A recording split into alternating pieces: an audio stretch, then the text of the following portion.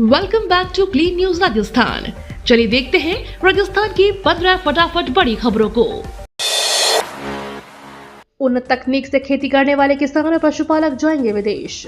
राजस्थान सरकार ने किसानों के लिए एक नई योजना की शुरुआत की है, जिसके तहत उन्हें विदेश जाकर प्रशिक्षण प्राप्त करने और नई तकनीक सीखने का अवसर मिलेगा।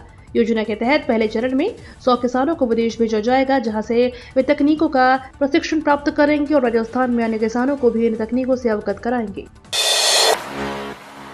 पीयूष यादव बने विकास समिति के अध्यक्ष। मुरलीपुरा स्थित शिव विहार कॉलोनी के विकास समिति के चुनाव संपन्न हुए, जिसमें निर्विरोध रूप से अध्यक्ष पद पर पीयूष यादव को चुना गया। इसके अलावा महासचिव पद पर हंसराज चौधरी, उपाध्यक्ष धर्मेंद्र मीणा और कोषाध्यक्ष पद पर भुवनेश गोयल निर्वाचित हुए हैं। इस दौरान पार्षद नरेंद्र सिंह शेखावत व अन्य लोगों ने नए निर्वाचित कार्यकारिणी का फूल माला पहनाकर सम्मान किया। अध्यक्ष पीयूष यादव ने कहा कि वह हमेशा समाज सेवा का काम करते हैं। ऐसे में अब उनकी जिम्मेदारी ज्यादा बढ़ गई है। अब जल्द ही कॉलोनी के विकास कार्यों को लेकर एक रिपोर्ट तैयार की जाएगी। जहां विकास की आवश्यकता होगी, वहां पर जल्द विकास कार्य शुरू कराए जाएंगे।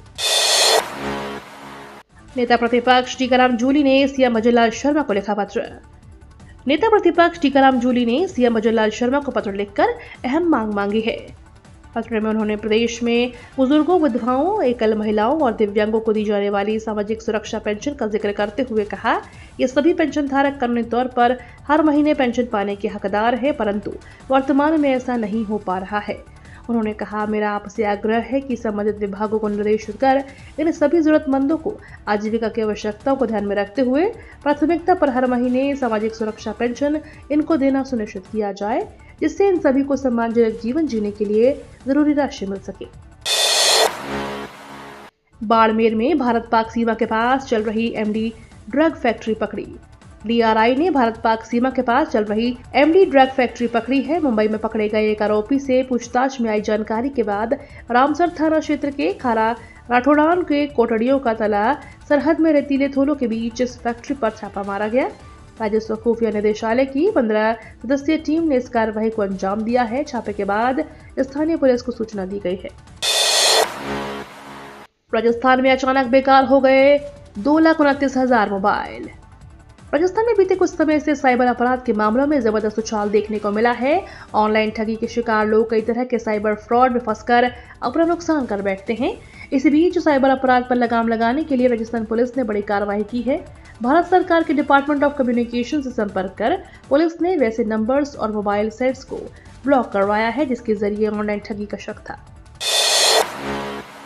पति ने किया कांड, मेयर पत्नी का भुगतना पड़ा अंजाम। राजस्थान की राजधानी जयपुर हेरिटेज नगर निगम की मेयर मुनीश गुर्जर की भ्रष्टाचार और रिश्वतखोरी के आरोपों के मामले में मुश्किलें लगातार बढ़ती जा रही हैं। राज्य की भजनलाल सरकार द्वारा मंजूरी देने के बाद मुनीश गुर्जर के खिलाफ मुकदमा चलेगा। सूबे के शहरी विकास मंत्री झाबर सिंह खर्रा ने मामले की जानकारी देते हुए बताया कि मेयर मुनीश गुर्जर के खिलाफ अधिनियोजन की स्वीकृति गृह विभाग द्वारा दी गई है। इसके अलावा उन्होंने कहा कि जब भ्रष्टाचार विरोधक ब्यूरो उनके खिलाफ अदालत में आरोप पत्र दाखिल करेगा तो हमें जानकारी मिल जाएगी, तो मुनीश गुर्जर को निलंबित कर दिया जाएगा और पद से हटा दिया जाएगा। स्टार्टअप के सबसे बड़े एक्सपो के होस्ट करेगा जयपुर। जयपुर शहर में अलग अलग फील्ड के स्टार्टअप को बढ़ावा देने, इकोसिस्टम को बेहतर बनाने और नए स्टार्टअप तैयार करने के लिए स्टार्टअप समिट और एक्सपो आयोजित होने जा रहा है। राजस्थान सरकार के department of information technology and communication की आई स्टार्ट और the association chambers of commerce and industry of India के संयुक्त तत्वाधान में यह 2 दिवसीय समिट राजस्थान इंटरनेशनल सेंटर में 11-12 सितंबर को आयोजित किया जा रहा है। राजस्थान में पहली बार होगी हिंदी ओलंपियाड परीक्षा।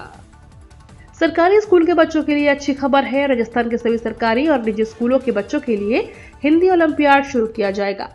इस संबंध में केंद्रीय माध्यमिक शिक्षा बोर्ड ने निर्देश जारी कर दिए हैं। यह प्रतियोगिता शिक्षक स्तर पर होगी। शिक्षा विभाग में अभी ओलंपियाड की स्थिति जारी नहीं हुई है। जानकारों के अनुसार प्रतियोगिता स्कूल से लेकर राष्ट्रीय और अंतर्राष्ट्रीय स्तर पर 2 चरणों में होगी। हिंदी को बढ़ावा देने और भारतीय ज्ञान, संस्कृति और वैदिक ज्ञान को स्कूलों में बढ़ावा देने के लिए इसका आयोजन होगा। मेडिकल ऑफिसर के 1220 पदों पर निकली भर्ती। Rajasthan university of health sciences ने मेडिकल ऑफिसर के 1220 पदों पर भर्ती निकाली है। इसके लिए ऑनलाइन आवेदन ऑफिशियल वेबसाइट पर जाकर करना है। इस भर्ती के लिए ऑनलाइन आवेदन आज 11 सितंबर को शुरू होगा। मेडिकल में पीजी डिग्री कॉलेज के बाद मेडिकल काउंसिल ऑफ इंडिया में रजिस्टर्ड कैंडिडेट इस भर्ती के लिए आवेदन कर सकते हैं। मेडिकल ऑफिसर भर्ती के लिए न्यूनतम उम्र 22 साल और अधिकतम 45 साल है। आरक्षित वर्ग के उम्मीदवारों को नियम के अनुसार अधिकतम उम्र सीमा में छूट मिलेगी। राजस्थान के इन जिलों में 13 सितंबर तक भारी बारिश। पूर्वी राजस्थान में आज 11 सितंबर से भारी बारिश की गतिविधियों में बढ़ोतरी होने के साथ 13 सितंबर तक कोटा, भरतपुर, उदयपुर, जयपुर संभाग में कहीं कहीं भारी बारिश, कहीं कहीं अति भारी बारिश की संभावना है। बीकानेर, जोधपुर संभाग के कुछ भागों में भी मेघ गर्जन के साथ हल्की मध्यम बारिश होने का, सीमावर्ती क्षेत्रों में मौसम मुख्यतः शुष्क रहने की संभावना है। योजना का नाम परिवर्तित करने से पड़ता है असर। हाल ही में बीजेपी सरकार ने पूर्ववर्ती कांग्रेस सरकार की एक और योजना मुख्यमंत्री बाल गोपाल योजना का नाम बदलकर पन्नाधाय बाल गोपाल योजना किया है। हालांकि योजना के नए नाम के अलावा कोई बदलाव नहीं किया गया। योजना के तहत आगे भी सभी स्कूलों को पाउडर मिल्क मिलता रहेगा, जिसमें कक्षा 1 से 5 तक के छात्रों को 12 ग्राम पाउडर से तैयार 150 मिलीलीटर दूध और कक्षा 6 से 8 तक के छात्रों के लिए 20 ग्राम पाउडर मिल्क से तैयार 200 मिलीलीटर दूध उपलब्ध कराया जाएगा। लाखों कर्मचारियों को मिलने जा रही खुशखबरी।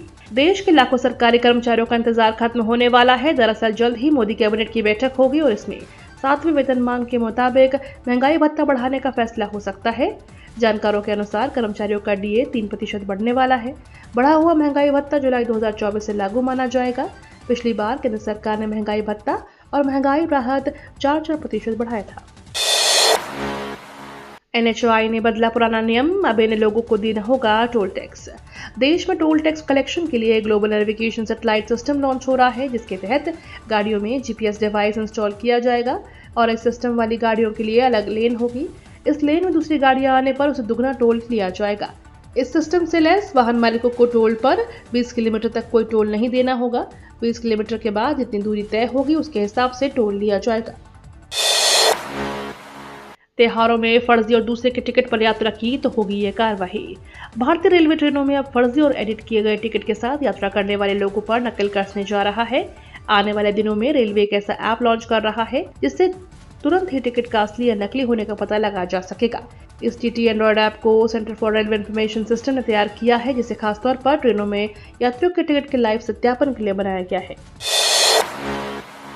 टाटा ने मनु भाकर को गिफ्ट की चमचमाती कार। पेरिस ओलंपिक में 2 मेडल जीतने वाली शूटर मनु भाकर को टाटा ग्रुप ने चमचमाती कार गिफ्ट की है। टाटा मोटर्स ने भारत का मान बढ़ाने वाली बेटी को हाल ही में लॉन्च हुई टाटा कर्व EV दी है। टाटा EV ने सोशल मीडिया एक्स पर लिखा, ओलंपिक में 2 पदक जीतने वाली भारत की पहली एथलीट, भारत की पहली कूपे SUV घर ले आई। वर्ल्ड EV डे पर हमें मनु भाकर को गर्व गिफ्ट करने पर गर्व है। ये तो थी राजस्थान की बड़ी खबरें। रोजाना सबसे पहले अपडेट पाने के लिए क्लीन न्यूज राजस्थान को अभी सब्सक्राइब करें।